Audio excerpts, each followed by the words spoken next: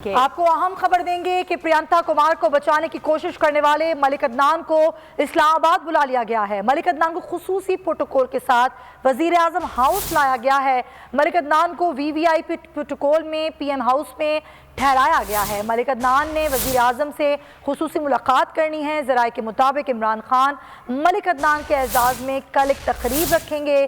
तकरीब में मलिक अदनान की हौसला अफजाई की जाएगी और उन्हें तमगा शुजाअत भी दिया जाएगा। आपको आगाह करें कि वाहिद एक शख्स जो कि प्रियंका कुमार को वीडियो में देखा, बचाने की कोशिश करता रहा और प्रियंका कुमार की ढाल बना रहा, वो शख्स मलिक अदनान, अब उसको इस्लामाबाद बुला लिया गया है। मलिक अदनान को खुसूसी प्रोटोकॉल के साथ वजीर आजम हाउस लाया गया है।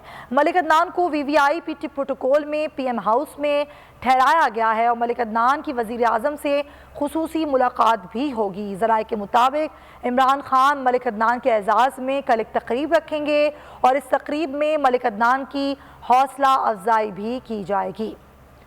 प्रियंका कुमार को बचाने वाला वाहिद शख्स जो कि वीडियो में देखा गया कि ढाल बना रहा, उस शख्स मलिक अदनान को लाया गया है पीएम हाउस और खुसूसी वीवीआईपी प्रोटोकॉल के साथ वजीर आजम हाउस मलिक अदनान को लाया गया है।